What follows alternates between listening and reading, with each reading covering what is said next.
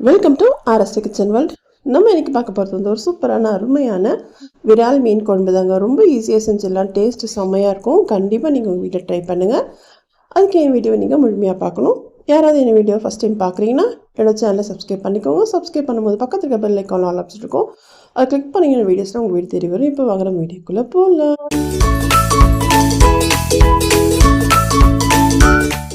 இதுக்கு பார்த்தீங்கன்னா மீன் குழம்பு பண்ணுறதுக்கு நான் வந்து ஒரு 4 வெங்காயம் எடுத்துருக்கேங்க. 4 வெங்காயத்தை பெருசு பெருசாக நான் கட் பண்ணிக்கிறேன். இதை பார்த்தீங்கன்னா நம்ம வதக்க போகிறதுலாம் கிடையாது, ஸ்ட்ரெயிட்டாகவே நம்ம வந்து இதை அரைச்சிடலாம். இது பார்த்திங்கன்னா ரொம்ப ஈஸியாக பண்ணிடலாம். ஒரு அரை மணி நேரம் இருந்தாலே போதுங்க, அழகான ஒரு டேஸ்ட்டான நம்ம மீன் குழம்பு பண்ணிடலாங்க. ஃபஸ்ட்டு நான் வெங்காயத்தை அரைச்சிட்டேன், அதுக்கப்புறம் நான் தக்காளி சேர்த்துக்கிறேன். தக்காளி பார்த்திங்கன்னா ஒரு 5 தக்காளி இருக்கும். கூட பார்த்திங்கன்னா ஒரு ஸ்பூன் வந்து நான் வந்து மிளகுத்தூளும் சேர்த்துக்கிறேன், ஒரு 1/4 ஸ்பூன் ஜீரகமும் சேர்த்துக்கிறேங்க. இதெல்லாம் சேர்த்து நம்ம நல்லா அரைச்சிக்கலாம். இதில் வந்து மிளகு சீரகம் சேர்த்து அரைக்கும் போது நமக்கு டேஸ்ட்டு நல்லாயிருக்கும். கண்டிப்பாக நீங்கள் உங்கள் வீட்டில் ட்ரை பண்ணும் போது இதே மாதிரி ட்ரை பண்ணுங்கள், அருமையான ஒரு சுவையில் இருக்கும். இப்போ பார்த்திங்கன்னா நம்ம அரைச்சிட்டு வந்துட்டோம். இதுக்கு பார்த்திங்கன்னா ஒரு நெல்லிக்காய் சைஸ்க்கு புளியை நம்ம ஊற வச்சுக்கலாம். நான் ஃபஸ்ட்டே ஊற வச்சுட்டேங்க. இப்போ பார்த்திங்கன்னா இதுலேயே நம்ம உப்பும் சேர்த்துக்கலாம். உப்பு நான் வந்து ஒரு கைப்பேட்டி சேர்த்துருக்கேன், அதாவது உங்களுக்கு ஏற்ற மாதிரி நீங்கள் சேர்த்துக்கோங்க. இது கல் உப்புன்றதால நான் சேர்த்துருக்கேன். நீங்கள் வந்து தூள் உப்புனா அதுக்கேற்ற மாதிரி நீங்கள் சேர்த்துக்கோங்க. அப்புறம் நம்ம வந்து ஊற வச்சு அந்த புளியும் நான் சேர்த்துக்கிறேன். சேர்த்துட்டு இது நல்லா நம்ம கலந்துக்கலாம். நான் இன்னும் அடுப்பை ஆன் பண்ணவே இல்லைங்க. இதெல்லாம் நம்ம கலந்து வச்சுக்கிட்டு அதுக்கப்புறம் நம்ம அடுப்பை ஆன் பண்ணிக்கலாம். இப்போ பார்த்திங்கன்னா இது நல்லா கலந்தாச்சு. இதில் நான் ஒரு 2 டேபிள் ஸ்பூன் வந்து இதில் பார்த்திங்கன்னா ஒரு 2 டேபிள் ஸ்பூன் மிளகாய்த்தூள் சேர்த்துக்கிறேங்க. இது வீட்டில் அரைச்ச மிளகாய்த்தூள் தான். சேர்த்துட்டு இது நல்லா நம்ம கலந்துக்கலாம். அவ்வளோதாங்க, நமக்கு மீன் குழம்போட பேஸ் நமக்கு ரெடி ஆகிடுச்சு. நான் கொஞ்சமாக மஞ்சள்தூள் சேர்த்துக்கிறேன், அதாவது ஒரு 1/4 ஸ்பூன் மஞ்சள்தூள் சேர்த்துக்கோங்க. இது நல்லா கலந்துட்டு நம்ம அடுப்பில் ஒரு பாத்திரத்தை வச்சுட்டு ஊற்றிட வேண்டியதாங்க. இது ரொம்ப ஈஸியாக செஞ்சிடலாம். மீன் குழம்புன்றது கஷ்டம்லாம் ஒன்றுமே இல்லைங்க. இது மாதிரி நீங்கள் செஞ்சு பாருங்கள், சூப்பரான ஒரு அருமையான ஒரு சுவையில் இருக்கும். கண்டிப்பாக நீங்கள் ட்ரை பண்ணி பாருங்கள், பார்த்துட்டு உங்களோட ஃபீட்பேக் எனக்கு சொல்லுங்கள். என்னோடய சேனலில் வந்து டிப்ஸும் போட்டிருக்கேன், குக்கிங்கும் போட்டிருக்கேன். உங்களுக்கு தேவைப்படுச்ச என்னோடய சேனலில் வந்து செக் பண்ணி பாருங்கள். இப்போ பார்த்திங்கன்னா நல்லா கலந்தாச்சு இல்லையா? இப்போ நான் வந்து அடுப்பில் ஒரு கடாயை வச்சுட்டு அதில் ஒரு 3-4 டேபிள் ஸ்பூன் எண்ணெய் சேர்த்துக்கோங்க. சேர்த்துட்டு அது நல்லா அது சூடாகட்டும். சூடானதும் நான் ஒரு 1/4 ஸ்பூன் வெந்தயம் சேர்த்துக்கிறேன், ஒரு 1/4 ஸ்பூன் கடுகும் சேர்த்துக்கிறேங்க. சேர்த்துட்டு நல்லா அது பொரிஞ்சு வரட்டும். நல்லா பொரிஞ்சு வந்ததும் நம்ம வந்து ஒரு 4 இல்லைன்னா 5 நான் பூண்டு பற்களை வந்து தட்டி சேர்த்துருக்கேன். தோலோடு நீங்கள் தட்டி சேர்த்துக்கோங்க. சேர்த்துட்டு இதையும் நல்லா நம்ம கலந்து விட்டுக்கலாம். இது நல்லா கலந்ததும் நம்ம வந்து அரைச்சி வச்ச அந்த விழுது இருக்கு இல்லையா, அதை நம்ம இதில் சேர்த்துக்க போகிறோம். பூண்டு வந்து நல்லா வதங்கிடுச்சு. இப்போ நம்ம அதை அரைச்சி வச்ச அந்த விழுதை நம்ம சேர்த்துக்க போகிறோம். சேர்த்துட்டு நல்லா நம்ம கலந்து விட்டுக்கலாம். நல்லா கலந்துக்கோங்க.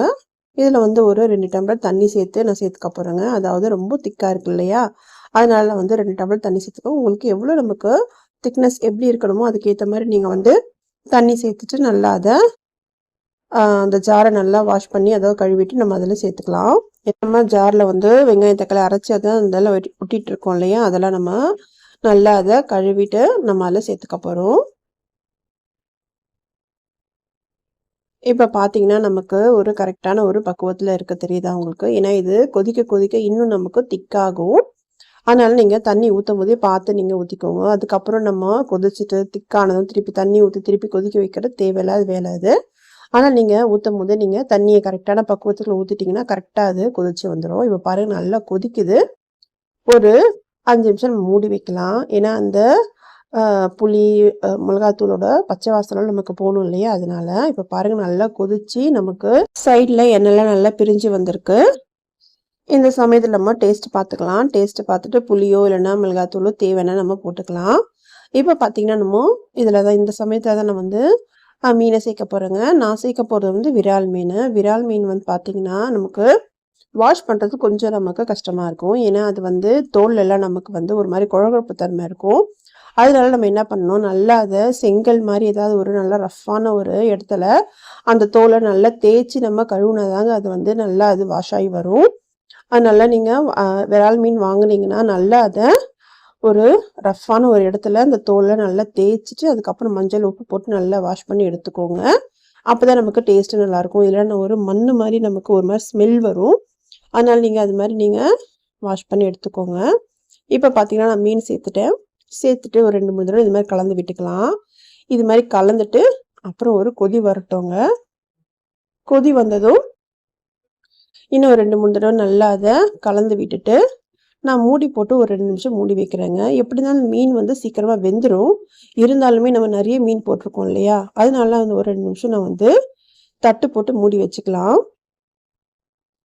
என்னோட சேனலில் பார்த்தீங்கன்னா நான் குக்கிங் வீடியோவும் போட்டிருக்கேன், டிப்ஸும் போட்டிருக்கேங்க. என்னோட ஃபஸ்ட்டு சேனலில் டிப்ஸ் வீடியோலாம் நிறையவே போட்டிருக்கேன். உங்களுக்கு தேவைன்னா என்னோட சேனலில் செக் பண்ணி பாருங்கள்.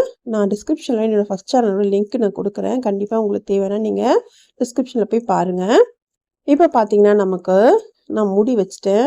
ஒரு அருமையான விரால் குழம்பு ரெடி ஆயிடுச்சுங்க. இது பார்த்தீங்கன்னா நம்ம உடனே சாப்பிட்றத விட ஒரு 4 மணி நேரம் 5 மணி நேரம் கழித்து நம்ம சாப்பிடும்போது டேஸ்ட்டு சூப்பராக இருக்கும்.